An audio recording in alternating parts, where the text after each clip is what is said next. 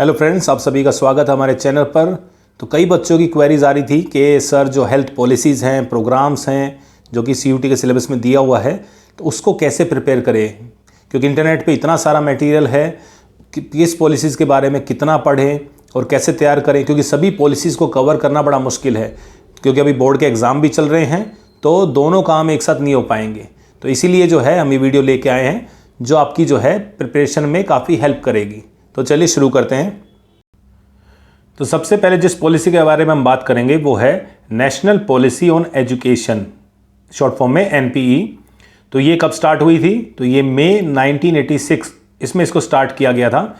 जो उस टाइम के प्रधानमंत्री थे राजीव गांधी जी, इन्होंने इनको स्टार्ट किया था। तो जो पॉलिसी लाई गई थी उसका जो फोकस था वो था universalization of education, adult literacy and improvement in teaching training. तो इनको ध्यान में रखते हुए जो है इस पॉलिसी को लाया गया था। इसके कुछ की फीचर्स थे जो कि थे introduction of operation black board. तो एक ऑपरेशन ब्लैक बोर्ड लाया गया था। ब्लैक बोर्ड ये मान है कि ब्लैक बोर्ड लगा दिया गया था। एक प्रोग्राम का नाम था operation blackboard to improve primary education. जो प्राइमरी बच्चे हैं उनके एजुकेशन को इम्प्रूव करने के लिए इसको लाया गया था। प्रमोशन ऑफ वोकेशनल एजुकेशन, जो वोकेशनल सब्जेक्ट अभी आप देख भी रहे होंगे कि क्लासेज में आता है, तो उस टाइम पे जो पॉलिसी लाई गई थी तो इसको प्रमोट करने के लिए इसको लाया गया था। Equal educational opportunities for SC, ST minorities and girls. तो जो ये थे SC, ST माइनॉरिटी और गर्ल्स थी, तो इनको बराबरी का मौका मिले पढ़ाई में, तो इसलिए इस पॉलिसी को उस टाइम पे लाया गया था। नेक्स्ट हमारी नेशनल एजुकेशन पॉलिसी NEP। जो पहले पॉलिसी थी national policy on education NPE, इसी को बाद में जो है चेंज करके नेशनल एजुकेशन पॉलिसी जो कि 2000 में जो 2020 में जो है लाई गई थी। इसको PM नरेंद्र मोदी इन्होंने इसको स्टार्ट किया था। तो इसने नेशनल पॉलिसी ऑफ एजुकेशन 1986 को इसने रिप्लेस कर दिया था। तो इसके की फीचर्स क्या क्या हैं? तो इसमें है 5+3+3+4 स्कूलिंग सिस्टम इंस्टेड ऑफ 10+2। तो पहले जो प्रोग्राम होता था कि 10th तक जो है बच्चे पढ़ते थे, उसके बाद जो है स्ट्रीम बदलते थे कि कॉमर्स, आर्ट्स, साइंस, और उसके बाद जो है 2 साल 11th 12th उसमें पढ़ते थे। अब इसको चेंज किया गया है। इंट्रोडक्शन ऑफ मल्टीलिंगुअल एजुकेशन, अलग अलग लैंग्वेजेस में जो है एजुकेशन ले सकते हैं। Focus on experiential learning and skill development, कि बच्चों को जो सिर्फ थ्योरी नहीं, एक्सपीरियंस के साथ जो है वो शिक्षा मिले और साथ में उनकी स्किल्स भी डेवलप हों। Increase higher education gross enrolment ratio, कि 2035 तक जो है जो एनरोलमेंट रेशियो है वो करीब करीब 50% तक बढ़ जाए। ये इनके की फीचर है, मतलब इनके जो है टारगेट है। Establishment of national assessment centre by NCERT। NCERT ने एक परख नाम से जो है एक प्रोग्राम लॉन्च किया है। तो परख क्या है? तो अगर हम परख जो है इसकी फुल फॉर्म देखें तो है performance assessment, review and analysis of knowledge for holistic development. तो ये इसकी फुल फॉर्म है परख की, जो कि NCERT ने जो है प्रोग्राम लॉन्च किया है। चलिए बात करते हैं दूसरी पॉलिसी की, जो कि है national rural health mission NRHM 2005। तो ये कब लॉन्च हुई थी? तो डॉक्टर मनमोहन सिंह इन्होंने इसको लॉन्च किया था 12 अप्रैल 2005 को, जो कि बाद में इसमें जो है नेशनल हेल्थ मिशन इसमें इंटीग्रेटेड हो गई थी, मतलब इसमें जो है मर्ज हो गई थी 2013 के अंदर। लेकिन हमारे उसमें जो है सिलेबस में दिया गया है। तो इसकी जो डेट्स हैं, किसने इनोग्रेट किया, उसके की फीचर्स क्या थे, तो ये हमें प्रिपेयर करने हैं। तो इसका ऑब्जेक्टिव क्या था? तो strengthening rural health care and improve maternal and child health. तो ये इसका ऑब्जेक्टिव था कि जो ग्रामीण जो लोग हैं उनकी हेल्थ जो है उनको अच्छी की जाए। चलिए इसके की फीचर्स देख लेते हैं। एग्रीगेटेड सोशल हेल्थ एक्टिविस्ट, आशा वर्कर्स, आपने सुना भी होगा आंगनवाड़ी वगैरह में कि आशा वर्कर्स होती हैं। तो एक कम्युनिटी बनाई गई जिसमें फीमेल होती हैं, फीमेल कम्युनिटी हेल्थ वर्कर, जो कि आसपास की कम्युनिटी है उनकी हेल्प करती है। दूसरा इसका की फीचर था जनानी सुरक्षा योजना, जिसमें क्या था कि प्रमोट्स इंस्टीट्यूशनल डिलीवरीज। जो फीमेल्स हैं तो जो उनकी डिलीवरी है उस टाइम पे उनकी जो है हेल्थ अच्छी रहे, उनकी जो प्रोटेक्शन रहे। अगला है रोगी कल्याण समिति, तो जो हॉस्पिटल है उनको अच्छे से मैनेज किया जाए। फिर है मोबाइल मेडिकल यूनिट्स, के जो रिमोट एरियाज़ हैं वहाँ पे भी जो है हेल्थ केयर जो फैसिलिटीज़ हैं उसको पहुँचाया जा सके। चलिए अब नेक्स्ट पॉलिसी देख लेते हैं। राष्ट्रीय किशोर स्वास्थ्य कार्यक्रम, तो एडोलसेंस प्रोग्राम जो है ये 2014 में शुरू किया गया था। तो कब लॉन्च हुआ था? तो ये 7 जनवरी 2014 को। और किसने इसको स्टार्ट किया था? गुलाम नबी आज़ाद, जो उस टाइम के यूनियन हेल्थ मिनिस्टर थे, उन्होंने इसको स्टार्ट किया था। तो बेसिकली आपको मेन ये चीज़ें ध्यान में रखनी है कि कौन सी पॉलिसी कब बनी थी, किस ईयर में वो किस में मर्ज हुआ, उसके मेन की पॉइंट्स। तो इसका ऑब्जेक्टिव क्या था? To improve adolescence health. जो 10 से लेके 19 साल के जो बच्चे हैं उनकी हेल्थ को इम्प्रूव करने के लिए ये प्रोग्राम चलाया गया था। इसके फोकस एरिया देख लेते हैं क्या क्या है। पहला है न्यूट्रिशन, एड्रेस एनीमिया। एनीमिया आप देख रहे होंगे स्कूलों में जो है आयरन की टैबलेट्स दी जाती हैं ताकि जो है एनीमिया से बचा जा सके। बेसिकली क्या होता है, आयरन जो है वो हमारा हीमोग्लोबिन बनाता है, तो एनीमिया होने से रोकता है। उसके बाद है अंडर न्यूट्रिशन, जो कि आजकल काफ़ी बड़ी समस्या है। आजकल जो बच्चे आप देख रहे होंगे कि एज उनकी बढ़ती है लेकिन शरीर नहीं बड़ा हो रहा है, हाइट कम रह रही है और शरीर जो है कमज़ोर रहता है, तो इसको अंडर न्यूट्रिशन कहते हैं, कुपोषण। एंड ओबेसिटी, ओबेसिटी जिनके पास पैसा है तो उनको वो हर फैसिलिटी है तो वो वैसे परेशान है। अगला पॉइंट है mental health, promote emotional wellbeing, के जो बच्चे हैं उनकी जो मेंटल हेल्थ है वो अच्छी रहे ताकि जो है वो इमोशनली फिट रहें और आने वाले जो है जीवन में समाज के लिए एक अच्छा नागरिक बन के दिखा सकें। Then sexual and reproductive health, तो इसके अंदर जो मेंस्ट्रुएशन हाइजीन है जो फीमेल्स के लिए, कि कैसे हम हाइजीन जो है वो रख सकते हैं। जो प्यूबर्टी की एज आती है बॉयज़ एंड गर्ल्स में, तो उसमें क्या क्या चीज़ें जो हैं हम उसमें मतलब प्रोटेक्शन कर सकते हैं। फिर है सब्सटेंस अब्यूज़ प्रिवेंशन, कि जो तंबाकू, अल्कोहल, ड्रग्स वगैरह, क्योंकि ये एज ऐसी होती है जो 17-18 साल की एज होती है, तो बड़ा ईजी हो जाता है किसी भी जो है गलत लत का लग जाना, क्योंकि हमें ये क्यूरियोसिटी रहती है उस टाइम पे कि कुछ नया ट्राई करते हैं, तो कैसे इनसे बचा जाए, तो इसलिए प्रोग्राम चलाया गया था। पीयर एजुकेटर प्रोग्राम, पीईपी, तो इसमें क्या था, जो बच्चे हैं, जो किशोर बच्चे हैं, वो अपने साथ का अपना जो ग्रुप है उसको भी साथ में जो है ट्रेंड कर सके, एजुकेट कर सके। नेक्स्ट जो पॉलिसी हुई वो है स्कूल हेल्थ सर्विस, तो ये 1953 में लॉन्च की गई थी। शुरू में जो है 5 साल का ये प्रोग्राम था, इसको लॉन्च किया गया था। इसका क्या ऑब्जेक्टिव था? To provide health care and promote hygiene among school children, कि बच्चों को जो है हेल्थ कैसे इंप्रूव कर सकें उनकी, और साथ में हाइजीन जो है वो कैसे बढ़ा सकें, उसके लिए लाई गई थी। इसके की फीचर्स क्या क्या थे? Regular health checkups and vaccination, कि बच्चों की जो है रेगुलर हेल्थ जो है उसको चेक किया जाए और वैक्सीनेशन प्रोग्राम चलाए जाएँ। न्यूट्रिशनल असेसमेंट एंड काउंसलिंग, कि बच्चों की जो है रेगुलर काउंसलिंग की जाए और उनका जो न्यूट्रिशन स्टेटस है कि भाई बच्चे अंडरवेट हैं, ओवरवेट हैं, तो ये रेगुलर असेसमेंट किया जा सके। फिर है hygiene education and sanitation awareness, कि बच्चों को जो है कैसे हम साफ़ सुथरे रह सकते हैं, कि जैसे डेली नहाना चाहिए, नाखून काटने चाहिए, उसकी क्या इंपॉर्टेंस है, ठीक है। और इसके अलावा सैनिटेशन, कि हम अपने कपड़े और आसपास का एरिया कैसे साफ़ रख सकते हैं, उसकी अवेयरनेस उनको दी जाए। फिर है mental health and substance abuse preventing programme. फिर इसको बाद में इसका जो एक्सपेंडेड वर्जन आया जिसको हम school health programme under Ayushman Bharat, तो फरवरी 2020 में जो है इसको लॉन्च किया गया और जो है स्कूल हेल्थ प्रोग्राम है उसको उसके अंदर मर्ज कर दिया गया था। तो इसने किसने स्टार्ट किया था? तो इम्प्लीमेंट किया था मिनिस्ट्रीज ऑफ हेल्थ एजुकेशन ने इसको मर्ज किया था। इसके की फीचर्स क्या हैं? Focus on nutrition, fitness and mental health, के बच्चों का न्यूट्रिशन का ध्यान रखा जाए, फिटनेस का ध्यान रखा जाए और उनकी जो मेंटल हेल्थ है उसका ध्यान रखा जाए। फिर है मैंडेटरी एनुअल हेल्थ चेकअप्स, के बच्चों का कंपलसरी हो हेल्थ चेकअप, कि हर साल जो है वो हेल्थ चेकअप जो है वो किया जा सके। फिर introduction of peer educator in schools, कि स्कूल में जो है पीयर एजुकेटर है उनको इंट्रोड्यूस किया जाए। नेक्स्ट प्रोग्राम देख लेते हैं, वो है मिड डे मील प्रोग्राम। आपने अगर सिलेबस देखा हो CUT का तो उसमें दिया भी हुआ है कि मिड डे मील प्रोग्राम, इसके बारे में बताएं। तो ये 15 अगस्त 1995 को PV नरसिम्हा राव, जो उस टाइम के प्राइम मिनिस्टर थे, इन्होंने इसको लॉन्च किया गया था।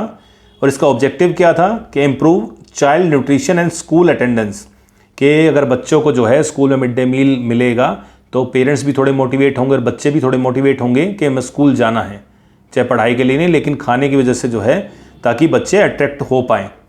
तो इसके की फीचर्स ये थे कि provide free cooked meals to children in government schools, के सरकारी स्कूलों में जो है फ्री में पका पकाया खाना जो है वो बच्चों को प्रोवाइड किया जाए। Cover student from class 1 to class 8, के जो एक क्लास 1 से क्लास 8 के बच्चे हैं उसको इसमें कवर किया गया था। फिर सुप्रीम कोर्ट ने एक जजमेंट 2001 में दी थी, मेड कुक्ड मील्स मैंडेटरी इन स्कूल्स, के बच्चों को जो है मैंडेटरी कर कंपलसरी ही कर दिया था कि कुक्ड ही होना चाहिए, कि कोई राशन वगैरह नहीं देना कि बच्चा घर जाके बनाएगा, तो वहीं पे आपको जो है बना के देना है। फिर इसमें 2021 में एक अपडेट आई थी जिसको इसको जो ये प्रोग्राम है इसका नाम बदल दिया गया था, तो रीनेम किया था पीएम पोषण स्कीम, प्रधानमंत्री पोषण स्कीम जो है इसका नाम रख दिया गया था, ताकि जो है जो क्वालिटी है और मॉनिटरिंग जो है ये अच्छी हो जाए। नेक्स्ट प्रोग्राम देख लेते हैं, यूनिवर्सल इम्यूनाइजेशन प्रोग्राम UIP 1985। तो ये जो राजीव गांधी थे पीएम, इन्होंने इसको स्टार्ट किया था। क्या ऑब्जेक्टिव था? Immunisation against 6 vaccine preventable diseases, 6 जो वैक्सीन के द्वारा जो है प्रिवेंट किया जा सके, मतलब ऐसी बीमारियां जो वैक्सीन से जो है उनको बचा सकें, तो ये उसका ऑब्जेक्टिव था। Expanded in 2014 as mission Indradhanush to cover missed out children, कि पहले स्टार्ट किया गया, बाद में इसको एक्सपेंड जो है 2014 में जब किया गया तो इसका नाम रखा गया मिशन इंद्रधनुष, ताकि जो बच्चे रह गए हैं उस टाइम पे जिनको वैक्सीन नहीं लग पाई तो उनको भी इसमें कवर किया जा सके। तो मिशन इंद्रधनुष जो है 2014 में जो आया था, तो उसके बारे में देख लेते हैं। तो ये 25 दिसंबर 2014 को जो है पीएम नरेंद्र मोदी ने जो है इसको स्टार्ट किया था।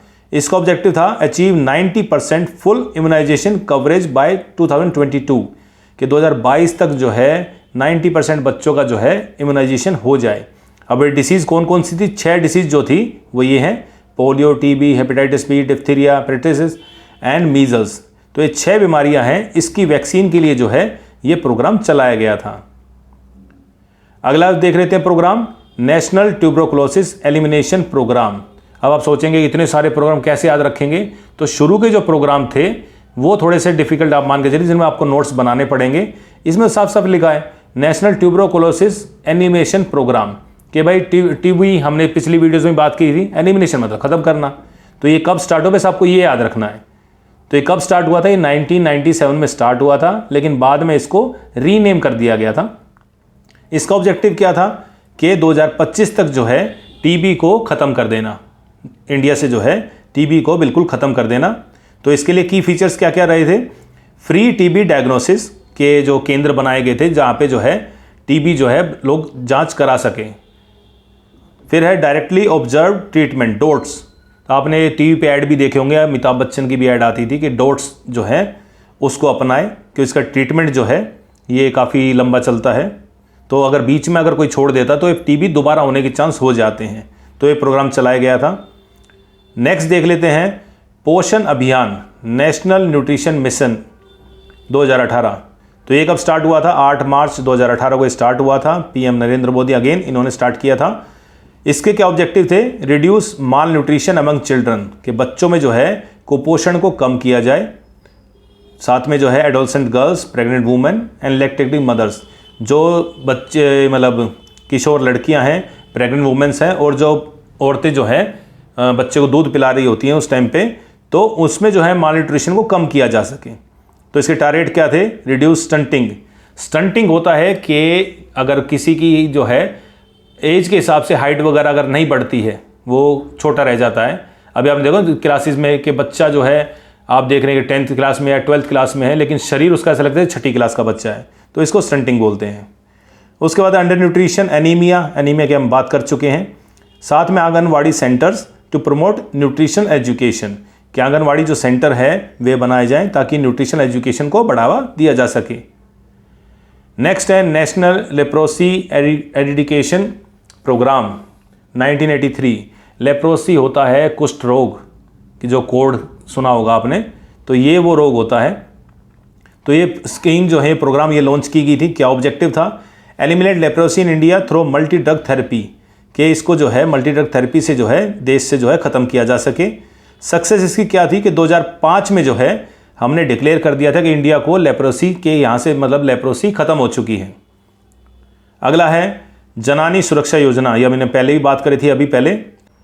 फिर है national iodine deficiency disorder control programme, कि जो आयोडीन है उसकी डेफिशिएंसी ना हो। तो आपने सुना होगा ना कि नमक में आयोडीन मिला होता है, टीवी पे ऐड भी आती है, आयोडाइज जो है वो नमक होता है। तो इसलिए स्टार्ट किया गया था। इसके ऑब्जेक्टिव क्या क्या थे? प्रिवेंट गाइटर, जो एक घेंगा रोग होता है तो वो ना हो, और and other iodine deficiency disorders, promotes consumption of iodise salt, तो इसको बढ़ावा दिया गया था। अगली देख लेते हैं प्रधानमंत्री मातृ वंदना योजना। तो कई ऐसी जो स्कीम है, सिर्फ आपको नाम और कब स्टार्ट हुआ थोड़ा बहुत उसमें देखना है। जैसे ये वाली योजना है मातृ वंदना योजना, तो पीएम मोदी ने स्टार्ट किया था 31 दिसंबर 2016 को और इम्प्लीमेंट हुई 2017 में। तो इसमें 5,000 रुपये की जो है एक धनराशि जो है, जो माँ है उसको मिलती है, जब पहला बच्चा जब होता है तो उसमें दी जाती थी। अगला है सुरक्षित मातृत्व आश्वासन। तो सुमन जो है ये एक प्रोग्राम स्टार्ट किया गया था, डॉक्टर हर्षवर्धन जो यूनियन हेल्थ मिनिस्टर थे, तो उन्होंने इसको स्टार्ट किया था। क्या ऑब्जेक्टिव था? Reduce maternal and mortality, provide free health care during pregnancy. तो नैनोनेटल क्या होता है कि बच्चा जब 27-28 दिन का होता है उससे पहले अगर उसकी जो डेथ हो जाती है तो उसको हम नैनोनेटल मोर्टेलिटी कहते हैं। तो ये ख़त्म हो जाए, तो इसके लिए इसको स्टार्ट किया गया था। फिर है प्रधानमंत्री टीबी मुक्त भारत अभियान, अगेन वही ट्यूबरकुलोसिस वाला। अगला है सर्व शिक्षा अभियान, SSA, ये आपने स्कूल में भी सुना होगा, सर्व शिक्षा अभियान। तो 2001 में जो है ये स्टार्ट किया गया था। क्या ऑब्जेक्टिव थे? अचीव यूनिवर्सल प्राइमरी एजुकेशन, कि जो एजुकेशन बच्चों को मिले। उसके बाद इंटीग्रेटेड इनटू समग्र शिक्षा अभियान, पहले 2001 में स्टार्ट किया गया था सर्व शिक्षा अभियान के नाम से, इसको बाद में मर्ज कर दिया गया था समग्र शिक्षा अभियान 2018, इसमें इसको इंक्लूड कर दिया गया था। फिर आता है राष्ट्रीय माध्यमिक शिक्षा अभियान, तो ये 2009 में स्टार्ट किया गया था कि सेकेंडरी स्कूल तक के बच्चे होते हैं जो क्लास 9 से लेकर 12 है, तो इनको इम्प्रूवमेंट इनकी हो जाए, तो इसको भी बाद में जो है समग्र शिक्षा अभियान, इसको भी इसके अंदर जो है मर्ज कर दिया गया था। अगला है बेटी बचाओ बेटी पढ़ाओ, ये तो आपने हर जगह देखा होगा, कई जगह लिखा रहता है, बस के पीछे वगैरह लिखा रहता है, तो ये काफ़ी आपने देखा पॉपुलर चला था। तो ये भी पीएम नरेंद्र मोदी ने इसको 22 जनवरी 2015 को जो है लॉन्च किया था। तो इसका क्या ऑब्जेक्टिव था? To improve child sex ratio and promote education of girls. फिर है समग्र शिक्षा अभियान, जो अभी अपने बात की, जिसमें मर्ज हो गए थे पहले हुए सर्व शिक्षा अभियान और जो वे मर्ज हुए थे। तो ये 2018 में लॉन्च किया गया था, सेम पीएम नरेंद्र मोदी ने इसको स्टार्ट किया गया था। SSA, RMSA, teacher education programme, ये सारे इसके अंदर मर्ज हो गए थे। अब इसमें क्या ऑब्जेक्टिव था? Holistic development of students from pre primary to senior secondary, मतलब शुरू से लेकर आखिर तक स्कूल का जितना भी है सभी को मिक्स करके इन्होंने एक बना दिया। चलिए लास्ट देख लेते हैं, digital India e learning initiative. तो ये स्वयं करके जो है एक ऑनलाइन लर्निंग प्लेटफॉर्म बनाया गया था। एक दीक्षा जो है वो भी एक प्लेटफॉर्म बनाया गया था, जहाँ पे अलग अलग कोर्सेज हैं, बच्चे जो है वहाँ पे एनरोल करके अपनी नॉलेज बढ़ा सकते हैं। तो digital infrastructure for school education और PM ई विद्या, तो ये 2020 में लॉन्च हुआ था for online learning during Covid 2019। तो इस यूनिट में ये मोटे मोटे जो है इंपॉर्टेंट 20 जो प्रोग्राम थे जो मुझे लगे कि ये आ सकते हैं, और 20 में से भी आप शुरू के अगर 10-11 भी कर लेंगे तो उसमें भी आपका काम अच्छे चल जाएगा। आने वाली वीडियोस में जब इनके हम MCQ और बाकी सब की जो है प्रैक्टिस करेंगे तो ये धीरे धीरे आपको जो है दिमाग में पूरे बैठ जाएंगे कि केस में कौन सा आता है। तो उसकी हम तैयारी अगली वीडियोस में करेंगे। अगर वीडियो अच्छी लगे तो लाइक करिए। थैंक यू, मिलते हैं अगली वीडियो में।